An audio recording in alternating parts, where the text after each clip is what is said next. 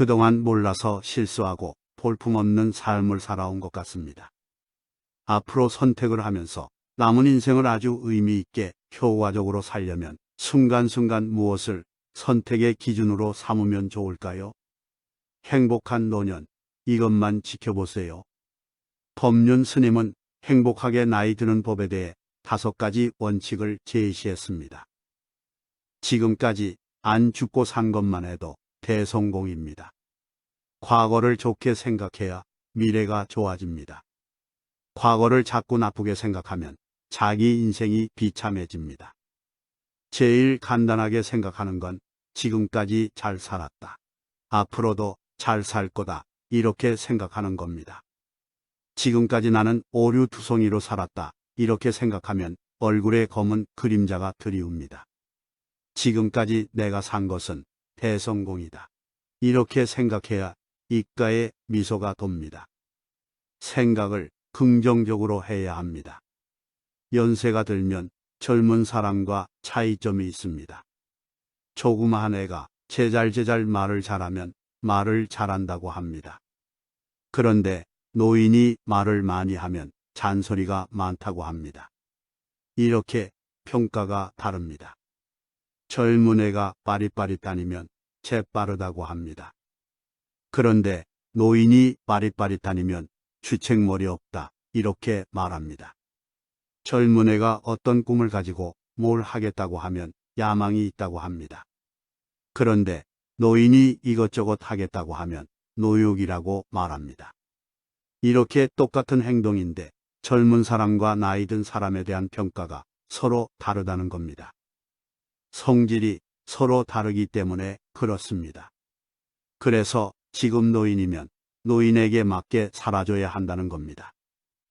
그게 자연스럽다는 것입니다. 아이는 아이에게 맞게, 청년은 청년에게 맞게, 노인은 노인에게 맞게 살아야 합니다. 그런데 요즘 청년들은 청년답게 안 살고 노인처럼 살려고 합니다. 청년의 특징은 미숙함입니다. 미숙하다는 것은 실수를 한다는 겁니다. 그런데 청년이 실수를 안 하려고 하다 보니까 결정을 못 합니다. 청년의 장점은 용기입니다. 그래서 청년은 뭐든지 시도하면 됩니다. 이런 경험이 쌓여나가면서 자연스레 지혜가 형성되어 나가는 것입니다. 많은 시도를 하고 많은 경험을 하는 것이 청년입니다. 반면 노인의 특징은 원숙함입니다. 많은 경험이 있기 때문에 실수가 적습니다. 대신에 선택을 할 때 쉽게 선택을 안 합니다. 인생지사 세웅지 말하고 좋은 게 꼭 좋은 게 아니고 나쁜 게 꼭 나쁜 게 아니더라 해서 젊은 사람들처럼 희로애락에 덜 물들고 결정을 합니다. 그래서 실수가 적습니다. 그런 면에서 머리가 하얀 것은 좋은 것입니다. 검게 물들일 필요가 없습니다. 옛날에도 도사들은 다 머리가 하얗습니다. 젊은 도사 봤습니까? 못 봤습니다. 도사는 다 늙었습니다. 늙음의 특징에 맞게 살아야 합니다. 그런데 늙음의 특징에 맞지 않게 젊은 사람들처럼 빠릿빠릿하게 살려고 하니까 열등의식이 생기는 겁니다. 젊음을 부럽게 생각하고 늙음을 비참하게 만듭니다.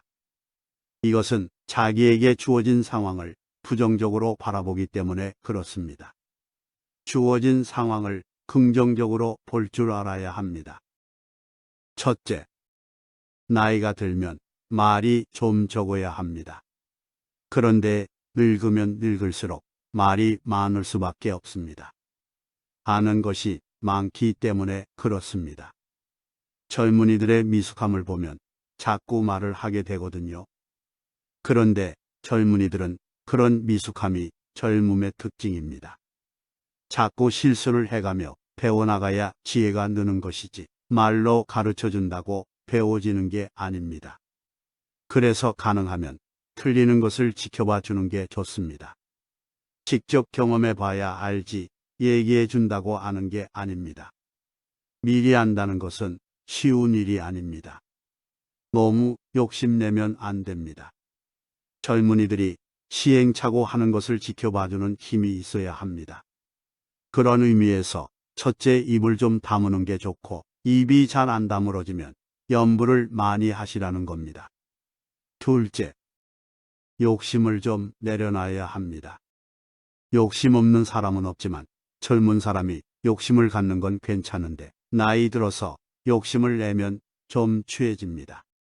젊을 때는 10가지 계획을 세우면 10가지 다 시도해보지만 나이 들어서는 10가지 계획이 있으면 1개만 실행하고 나머지 9개는 포기해야 합니다.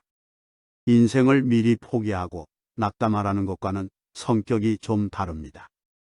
일단 욕심을 버려야 합니다. 과로해서는 안 됩니다. 젊을 때는 과로해서 쓰러지면 링거 한 번 맞으면 다시 일어나지는데 늙어서 과로해서 쓰러지면 팍팍 늙습니다. 비 한 번 오면 추워지듯이 마치 가을 날씨와 같습니다. 과식을 하면 안 됩니다. 아무리 음식이 맛있어도 절대 과식하면 안 됩니다. 젊을 때는 과식해도 소화제 먹고 토하면 되는데 늙어서 과식하면 반드시 건강을 해칩니다. 과음을 하면 안 됩니다. 젊을 때는 술을 먹고 토해도 다음 날 아침에 약을 먹으면 괜찮은데 늙으면 절대 과음하면 안 됩니다. 술 먹는 것은 괜찮은데 딱 조절해서 드셔야 합니다. 셋째, 항상 모으는 것보다는 베풀어 주는 게 좋습니다. 1,000원을 내든 500원을 내든 무슨 모임이 있든 어디 가든 다만 10원짜리라도 하나 넣고 오는 연습을 하셔야 합니다. 종교적으로 말하면 손자를 위해서 내가 걸음을 주는 겁니다. 할아버지와 할머니가 지은 복이 손자에게 간다는 말이 있습니다. 어떤 모임이든 어떤 행사든 무엇을 하든 큰 돈을 내라는 것이 아니라 자기가 쓰는 용돈에서 1,000원이든 500원이든 항상 돈을 넣기 시작해야 합니다. 어떤 일이 있어서 돈을 받으면 그 중에 일부를 또 보시해야 합니다. 이것이 나를 위해서도 자손을 위해서도 복짓는 행위가 됩니다. 돈이 생기는 대로 자꾸 베풀어야 합니다. 넷째, 유산을 상속할 때 자식에게 전부 다 주면 안 됩니다. 내가 볼 땐 사회로 환원하는 게 가장 좋은데 사회로 환원을 하든 유산을 주든 항상 자신이 쓸 용돈과 자신이 잠잘 방 하나와 자신이 음식을 사 먹을 수 있는 정도는 남겨둬야 합니다. 아무리 자식이 부도가 나고 죽는다고 해도 이건 남겨둬야 합니다. 왜냐하면 젊을 때는 돈이 없어서 길바닥에 나앉아도 다시 복귀할 수 있고 괜찮습니다.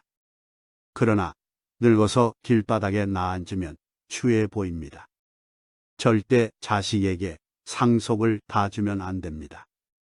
한국 사람은 자식에 대한 집착 때문에 이게 잘 안 지켜집니다. 그래야 앞으로 자식과의 관계가 좋아집니다. 인간을 이해해야 합니다. 아무리 부모와 자식 간이라도 돈이 조금이라도 있어야 아파도 병문안도 오고 죽을 때 장례도 치러줍니다. 인간의 이런 심리를 이해해야 합니다. 내가 살기 위해서도 내가 먹을 건 있어야 하고 조금은 갖고 있어야 합니다. 삶을 자식한테 의지하려고 하는 건 어리석은 생각입니다. 다섯째, 거동이 불편해서 몸져 눕기 전까지는 가능한 자식들과 같이 살지 않는 게 좋습니다. 아무리 같이 살자 해도 같이 안 사는 게 좋습니다. 이것이 행복하게 사는 길입니다. 몸을 끌고 가서 밥을 해서 먹더라도 자식과는 따로 사는 게 좋습니다. 생태적으로도 그렇습니다. 어미가 새끼를 돌보는 건 모든 생명체가 다 그렇게 합니다. 그런데 자연 생태계에서는 어미가 병들었다고 새끼가 돌보는 경우는 없습니다. 인간 빼고는 없습니다. 이것은 생태적으로 원래 안 맞는 겁니다. 늙어서 죽는 건 내가 책임져야 합니다. 누가 도와주는 건 좋은 일이지만 누구한테 부탁할 일은 아닙니다. 노후에는 너무 물질적으로 잘해놓고 살려고 할 필요도 없습니다. 시골에서 농사짓고 지내는 게 가장 좋다고 생각합니다. 자꾸 번쩍번쩍하게 해놓고 살려고 하니까 노후 자금이 필요하다고 계속해서 걱정하게 되는 겁니다. 그런데 걱정할 필요 없습니다. 앞으로 20년만 지나면 한국의 복지제도 수준이 밥을 얻어먹고 살기에는 아무 문제가 없어질 것입니다. 노후 보장 걱정하지 마세요. 밥만 먹고 살겠다. 이렇게 마음을 비우면 아무 문제가 없습니다. 기본만 딱 간직하고 나머지는 봉사하면서 사는 게 좋습니다. 이렇게 툭 놓고 살면 길이 열립니다. 앞에 5가지만 잘 지키고 살면 자식과도 아무 문제가 없어집니다. 노후 불안, 노후 걱정 등 많은 이들이 늙음에 대해 걱정하는 시대입니다. 이런 시대의 법륜 스님이 말하는 행복하게 나이 드는 법 5가지 원칙을 지침 삼아보는 것은 어떨까요? 행복한 노후 생활을 위해 이보다 더 명쾌한 지침이 또 어디 있을까 싶습니다. 좋다고 말하면 좋은 일이 생깁니다. 오늘도 좋은 일만 가득한 행복한 하루 보내시기를 바랍니다.